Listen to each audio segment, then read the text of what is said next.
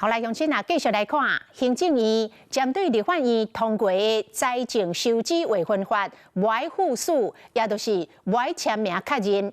立法院司法委员会今仔日邀请到总统府甲行政院的秘书长到场说明。不过，总统府的秘书长潘平安并无出席。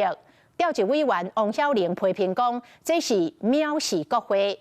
潘平安伫个面册来铺文，讲伊是严守着宪法的规范，只有伫个审查总统府的预算甲主管法案的时阵，伊才会出席备询。这是你们的偶像。独裁者希特勒说的哈，我要严正的否认，他绝对不会是我们的偶像。哎，没关系。双方一句来一句去，干那为了要证讲这句话谁讲的，尤其是行政院对倒英台进行决定，无要附属在违法，更加好在野党立委呢非常的生气。司法委员会国民党籍调委王晓玲直接前来议庭，要求府院进行说明。他执政的时候屠杀，还是今天他在野的时候屠杀？蒋介石也是有名的独裁者。我们赖清德要效法今天蒋介石吗？法务部长是行政院任命的，但宪法法庭是立法院瘫痪的。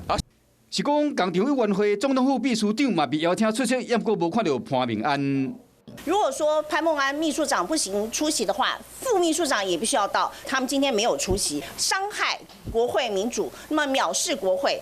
总统府方面的回应是，依照宪法征收条文的规定，对立法院负责的宪政机关是行政院，所以讲无要出席。潘平安嘛伫面册说明讲，总统府秘书长今仔伫立法院审查总统府预算以及主管法案的时，才列席备询，目的是咧保障行政甲立法之间互相尊重。不过，若被立委无认同，除了对潘平安无要出席委员会提出谴责案以外，针对倒英台拒绝附属在违法的执行，在野决议谴责嘛，而且监察院担心。所以菩萨为因，众生为果。如果立法院的议事程序都能够按照宪法民主的程序来进行，那今天也不需要再新增这项专案报告。经过了解，民众党主席黄国昌伫16到密会国民党主席郑丽文，参详反制手段，包括上街路抗议，也是弹劾总统赖清德。不过，国民党立委的意见超未平，无一个定案，这就要等明仔载党团大会建立共识。嗨，大家好，我是颖彤。想要来抢先掌握最及时的新闻资讯吗？